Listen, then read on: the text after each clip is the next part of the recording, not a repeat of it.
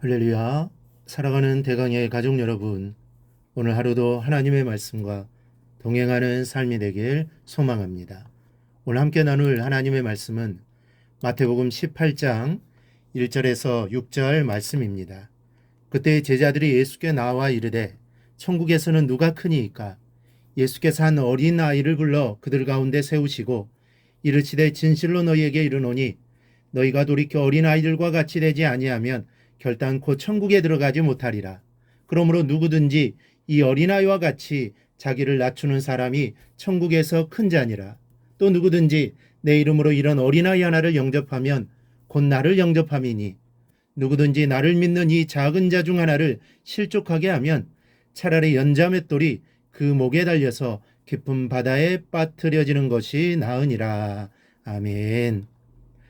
예수님께서는 제자들에게 두 번씩이나 자신이 당할 고난에 대해 말씀하셨습니다. 그때마다 또 제자의 길이 어떤 것인지도 말씀하십니다. 그러나 제자들은 그 말씀을 마음에 새겨두지 않았습니다. 그 결과 그들은 본문에서 칭찬을 들은 베드로를 내심 부러워하며 천국에서는 누가 크냐고 예수님께 묻고 있습니다. 사람은 누구나 이 높은 자리에 앉기를 원합니다. 성공하여 또 대접받기를 원합니다. 특별히 제자들만 그런 마음이 있었던 것이 아닙니다. 모든 사람들은 그러한 마음을 가지고 있습니다. 그래서 예수님께서는 그들의 속마음을 아시고 그들의 오해를 안타깝게 여기시며 다시 한번 하나님 나라에서 누가 큰 자인지를 말씀하셨습니다. 4절을 보면 그러므로 누구든지 이 어린아이와 같이 자기를 낮추는 사람이 천국에서 큰 자니라. 새로운 정부가 들어서거나 고위 공직자를 새롭게 임명하게 되면 인사청문회를 하게 됩니다. 그래서 이 강요들이나 청와대에 들어갈 사람을 뽑을 때는 이 상당한 고민을 많이 합니다.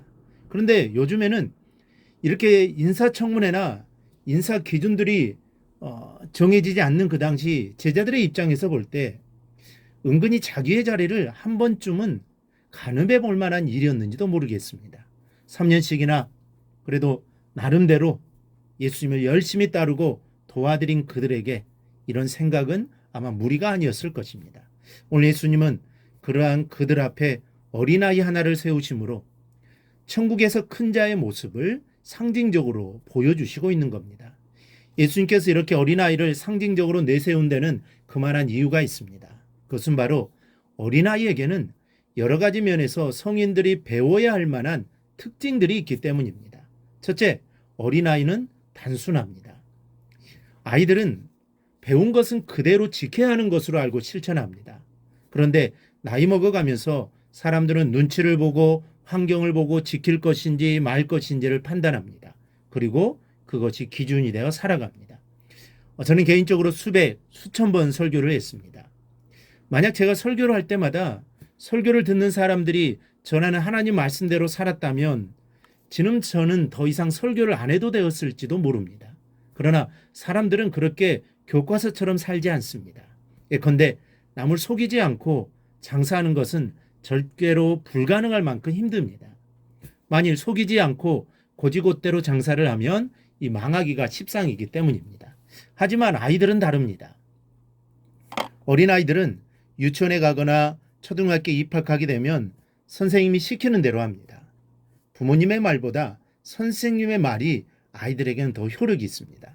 선생님을 신뢰하고 액면 그대로 그 말을 받아들이는 것입니다. 둘째로 어린아이는 의존적인 특징이 있습니다. 어린아이들은 자기 마음대로 일을 저지르는 일이 별로 없을 뿐만 아니라 부모님이 곁에 없으면 공포를 느끼거나 불안해합니다. 그래서 가능하면 혼자 있지 않으려고 하는 것이 어린아이들입니다. 즉 어른에게 의존할 때 행복해 하는 존재입니다. 우리도 이와 같이 주님만 의존해야 할 줄로 압니다. 주님만을 의지할 때 우리도 행복할 수 있습니다. 이 복음성가 가사에도 있듯이 행복은 하나님의 자녀로 살아가는 것입니다. 세상 모든 만물의 주인이신 하나님의 자녀로 살아가는 것이 가장 행복한 삶입니다. 그리고 그 하나님만을 의지하는 것입니다. 그러면 우리도 행복한 삶을 살아갈 수 있습니다. 셋째로 어린아이는 겸손합니다.